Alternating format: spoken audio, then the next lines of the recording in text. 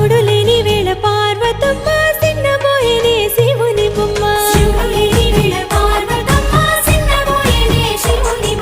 మూడు కన్నుల వాడి ముద్దుల గుమ్మ పువ్వులతో పూజల్ని పొందేనమ్మా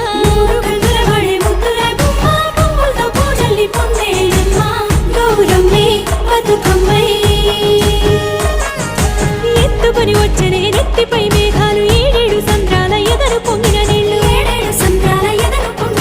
తీసుకొని వచ్చనే తిరుగుతూ వాగులు నురగలై పొంగెనే చెరువుల తూములు